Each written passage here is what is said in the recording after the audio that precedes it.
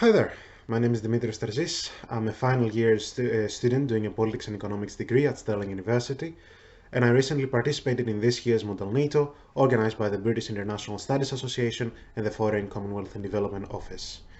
Model NATO is a simulation of NATO proceedings in an event of a natural catastrophe.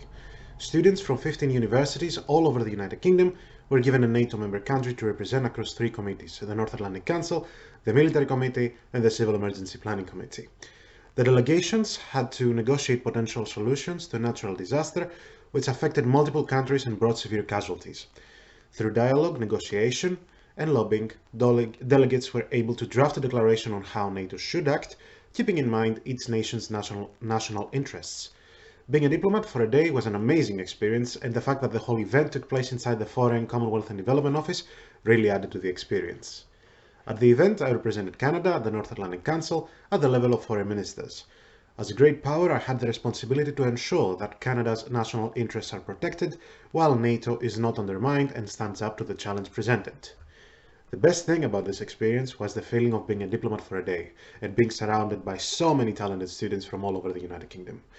For a day, we forgot that we are students, and it really felt like we were doing something meaningful to resolve the crisis that was given to us. We were all fully devoted to our roles. So that feeling made the simulation an exceptional experience for all of us.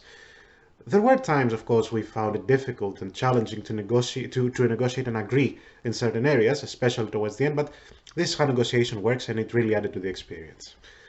To prepare for the event, I researched a lot about Canada and NATO, as well as other key allies that could potentially be useful to us at the negotiation table. And with the rest of with Canada's delegation, we worked as a team, we bonded through the experience.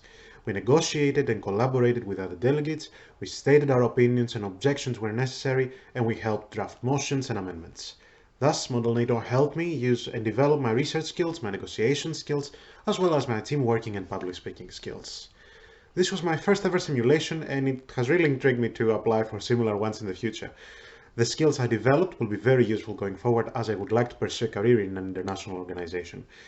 The knowledge I have gained about how NATO works will be beneficial for my studies and my future endeavors in politics. I cannot recommend this experience enough for anyone who is considering applying in the future. It was definitely worth the hard work, and I would do it all over again.